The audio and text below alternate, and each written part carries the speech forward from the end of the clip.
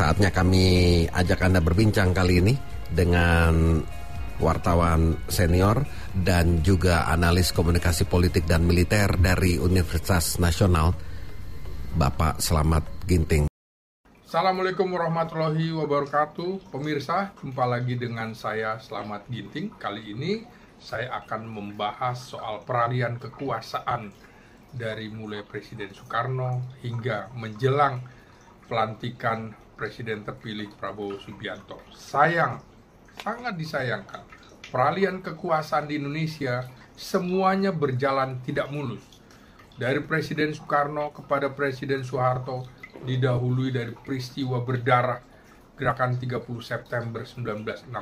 Dan itu berbuntut terus hingga akhirnya Presiden Soekarno harus menyerahkan kekuasaan kepada Presiden Soeharto setelah pidato pertanggungjawabannya Nawaksara dan juga dilanjutkan oleh pelaksana Nawaksara itu ditolak oleh MPRS sehingga Soekarno harus jatuh dengan kondisi yang tidak mulus.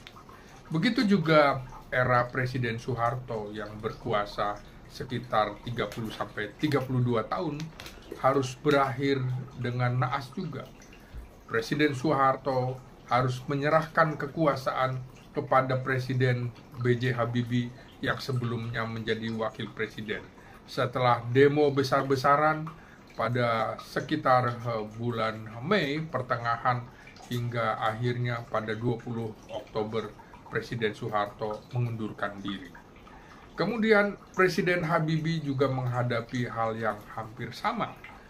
Pada saat pertanggungjawabannya ditolak oleh MPR, maka Presiden Habibie yang memerintah hanya sekitar 1 tahun tidak ingin melanjutkan lagi masa kepresidenan.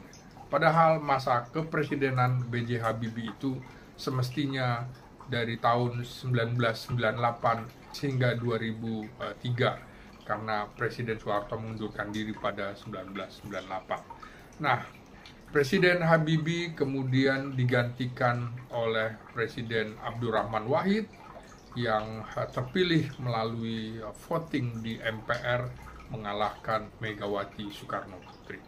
Gus Dur juga hanya berkuasa sekitar 22 bulan dan harus terjungkal setelah MPR memecatnya dari kursi kepresidenan setelah Gus Dur membuat semacam dekret presiden yang membubarkan DPR. Dan sebelumnya juga ada gejolak yang menginginkan Gus Dur turun.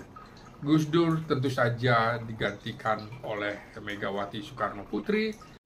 Megawati menggantikan Gus Dur seperti juga pada saat B.J. Habibie menggantikan Presiden Soeharto. Nah, Megawati yang berkuasa 3 tahun 2 bulan ternyata juga tidak mampu mempertahankan kursi kepresidenannya karena pada saat pemilu 2004 dia kalah dari Susilo Bambang Yudhoyono. Jadi ironis memang bahwa petahana presiden tidak mampu mempertahankan kekuasaannya. Jadi Megawati juga jatuh dengan peralihannya tidak mulus.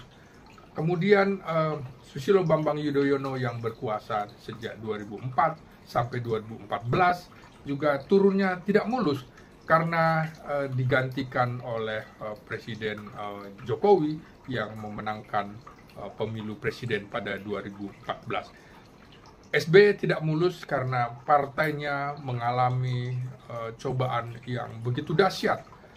Tokoh-tokoh atau elit-elit Partai Demokrat harus terjerat kasus korupsi, di mana SBY justru yang mengkampanyekan anti korupsi.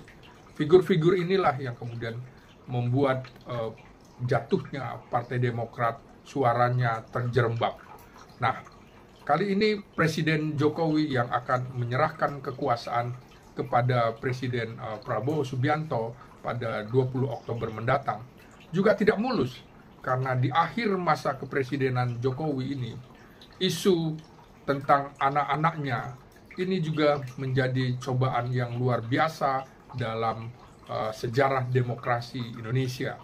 Gibran Rakabuming Raka dituding sebagai anak haram konstitusi setelah dalam undang-undang sebelumnya persyaratan menjadi presiden dan wakil presiden itu pada usia 40 tahun ke atas bisa disulap melalui tangan Mahkamah Konstitusi yang dipimpin oleh paman dari Gibran. Nah, inilah yang kemudian akan terus menjadi isu yang bisa mengganggu stabilitas politik di era Presiden Prabowo Subianto. Jadi 7 presiden kita itu peralihan kekuasaannya tidak mulus. Jadi baik itu yang dengan turun dengan sangat keras, sangat terjadi benturan dan tidak pernah pergantian kekuasaan yang mulus. Demikian yang bisa saya kemukakan tentang peralihan kekuasaan di Indonesia sejak era Presiden Soekarno hingga Presiden Jokowi kepada Presiden Prabowo Subianto. Salam.